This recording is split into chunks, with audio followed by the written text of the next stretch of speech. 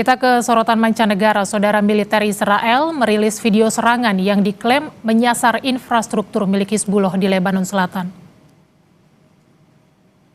Salah satu infrastruktur yang dihancurkan adalah stadion sepak bola. Dalam video terlihat stadion sepak bola Bin telah hancur dan dikuasai militer Israel. IDF menghancurkan stadion tersebut setelah mendeteksinya sebagai jebakan dan pusat infrastruktur Hizbullah.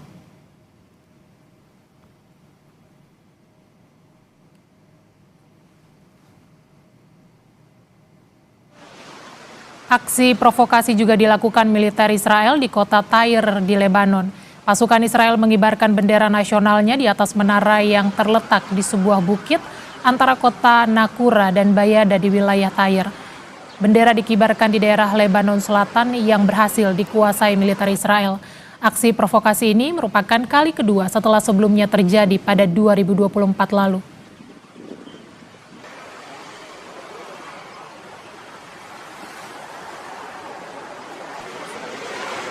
Di sisi lain, Amerika Serikat menetapkan gencatan senjata dengan Iran tanpa batas waktu.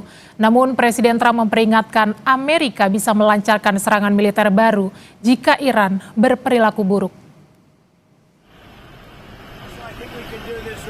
Presiden Amerika Serikat Donald Trump memperingatkan potensi kembali menyerang Iran jika Teheran melakukan sesuatu yang buruk pada Amerika Serikat. Sementara saat ditanya tentang kemampuan misil Iran yang tersisa sekitar 15%, Trump bilang ada rencana untuk menghilangkannya.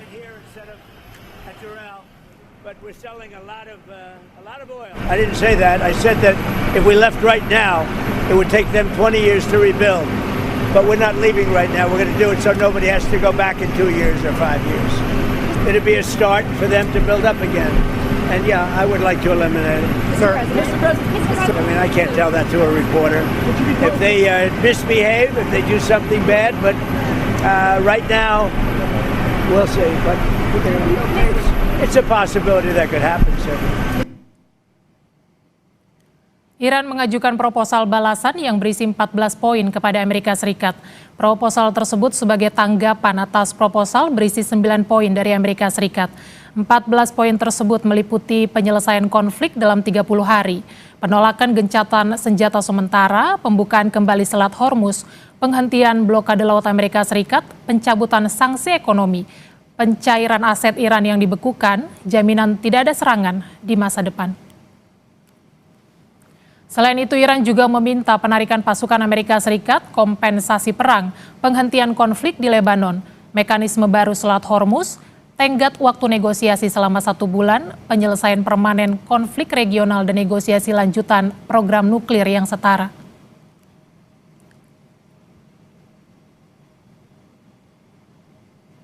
Presiden Amerika Serikat Donald Trump merespons proposal perdamaian yang diajukan Iran. Trump mengklaim akan meninjau isi proposal tersebut.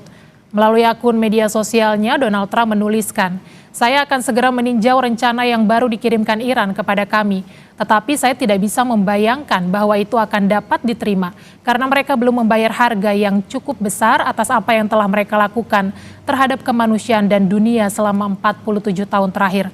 Terima kasih atas perhatian Anda terhadap masalah ini." –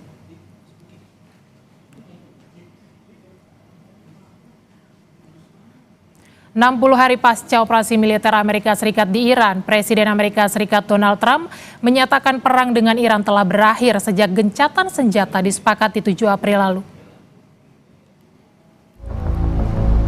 Presiden Amerika Serikat Donald Trump menyatakan perang dengan Iran telah berakhir 60 hari pasca operasi militer dilakukan 28 Februari lalu. Hal itu disampaikan oleh Trump melalui surat resmi kepada Kongres pada Jumat 1 Mei waktu Amerika Serikat. Dalam surat itu, Trump menyatakan Amerika Serikat telah menghentikan operasi tempur sejak gencatan senjata disepakati pada 7 April lalu. Tidak ada baku tembak antara pasukan Amerika Serikat dan Iran sejak 7 April 2026. Permusuhan yang dimulai pada 28 Februari 2026 telah diakhiri. Meski mengeklaim operasi tempur berhenti, Trump menyebut ancaman dari Iran tetap signifikan, sehingga pergerakan pasukan di wilayah tersebut akan terus berlanjut. AS juga masih mengerahkan 3 kapal induk dan terus memberlakukan blokade di Selat Hormuz. Padahal dalam hukum internasional, blokade laut secara teknis dianggap sebagai tindakan perang. In your letter to Congress, you said the hostilities in Iran that started have been terminated. How can you say that given that the naval blockade is still being militarily enforced? Well, it's a very friendly blockade. Nobody's even challenging it. Nobody at all is challenging it. Just so you understand, many presidents have been involved in things that are very big. They never had to go through anything with respect to Congress. They considered it to be totally unconstitutional. And the Democrats in Congress that push this, and probably a couple of Republicans, they're hurting our negotiating ability, which is infinite right now. And they shouldn't be doing it. It's never happened before. No other president's done it. And I'm not going to be the first. Thank you very much. Jumat 1 Mei waktu AS menandai hari ke-60 sejak AS melancarkan operasi militer di Iran. Sesuai undang-undang, Presiden hanya dapat melanjutkan operasi militer selama 60 hari tanpa persetujuan Kongres. Jika setelah 60 hari Kongres tidak memberi otorisasi, Presiden diberi waktu 30 hari untuk menarik pasukan.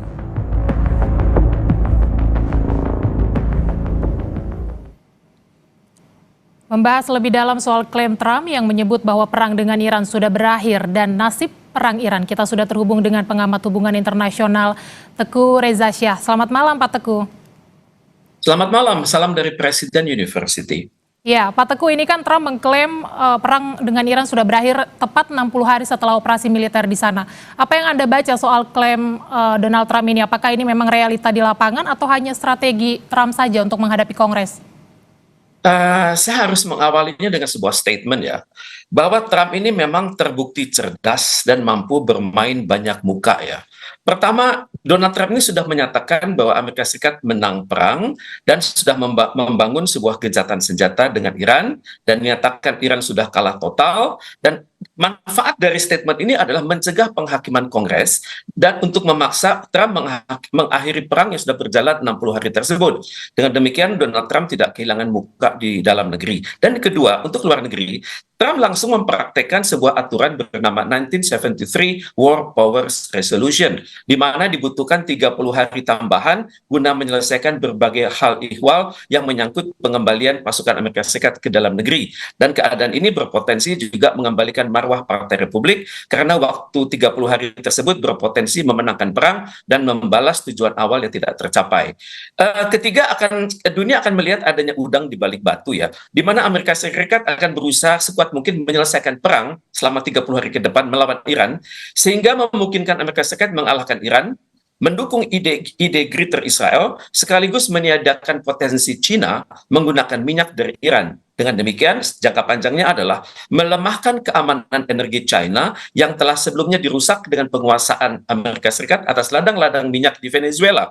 Kalau kemarin kita melihat potensi keamanan energi Cina itu rontok 5%, maka ke depan juga potensi rontok 5% ke depan. Jadi hal ini mengagetkan para pemikir-pemikir strategis dunia, dan ternyata Donald Trump ini tidak kalah dengan tokoh-tokoh Amerika Serikat yang mengkritik dia. Misalnya selama ini kita melihat statement dari General John Kelly, kemudian General James Mattis, kemudian General Mark Milley, kemudian General McMaster, General Donald Bolduc, dan juga terakhir Colin Powell. Di mana mereka itu sebelumnya mengatakan bahwa Trump ini nggak mampu mengelola negara, Trump tidak mampu mengelola militer. Ternyata dalam waktu 60 hari Trump mampu mengalahkan sistem politik Amerika Serikat dan menempatkan dia sendiri sebagai ujung tombak dari ketahanan nasional Amerika Serikat. Dan ini adalah yang unik. Cuman kita di dunia ini khawatir ya, terutama sekali kalau kita melihat statement yang keluar dari majalah pasifis yang mengatakan there will likely be more death before it ends. Jadi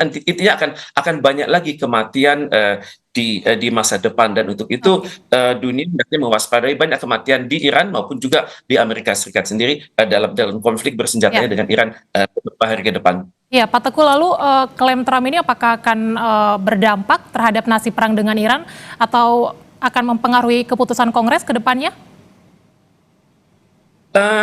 Trump sudah berhasil mengunci Kongres, di mana Kongres tampaknya belum tentu berani menentukan sikap, dan kalaupun nanti Kongres menentukan sikap, kemungkinan besar suara tetap akan dimenangkan oleh Republik, walaupun dengan skor yang sangat tipis. Dan untuk itu terakhir selisih 7, dan kemungkinan besar kali ini Republik kemungkinan masih bisa menang tipis dengan selisih 3 atau selisih 4. Tapi keadaan ini akan meyakinkan Trump bahwa dia bisa berkinerja 30 hari ke depan untuk memenangkan perang melawan Iran. Apalagi saya perhatikan rumusan-rumusan yang Donald Trump miliki ini sudah cukup. Misalnya dia dapat mengalahkan Iran. Kalau saya merujuk pada cara berpikir Donald Trump ya, dia bisa mengalahkan Iran pada level bilateral dan juga global.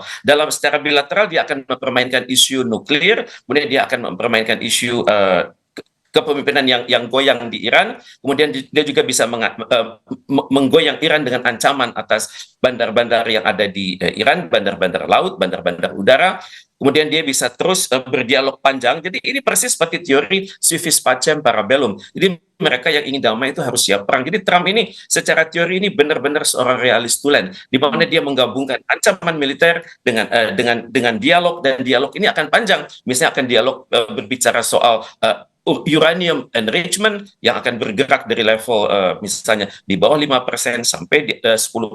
Ya. Tentunya Donald Trump nanti akan mengendalikan, kemudian juga bagaimana nanti Donald Trump menggabungkannya dengan tekanan ekonomi atas Iran, kemudian memblokade ekspor minyak Iran, kemudian akan menggunakan juga cara-cara diplomasi publik buat menjelaskan kepada dunia bahwa Iran saat ini sedang menghadapi destabilisasi dengan banyaknya demonstrasi di dalam negeri. Ini kira-kira yang Donald Trump mainkan ke seluruh dunia. Oke, terakhir yang menarik juga Pak Teguh bahwa masih ada saling ancam begitu ya. Trump bilang akan tetap menyerang Iran kalau Iran berperilaku buruk. Kemudian juga Iran membalas siap dengan segala kemungkinan termasuk jika nantinya ada perang lagi.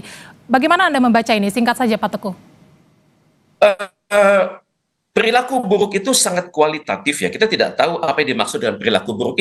Inilah hebatnya Donald Trump. Dia mendefinisikan bagaimana cara menggunakan diplomasi, dan dia juga nanti yang mendikte, yang akan mendikte Iran. Jadi intinya adalah menempatkan Iran pada posisi yang tersudut, dan untuk itu bagi Iran tidak ada pilihan lain untuk menggunakan senjata yang dia miliki, yakni senjata rudal-rudal balistik untuk menyerang titik-titik Amerika Serikat di berbagai wilayah di Timur Tengah ini.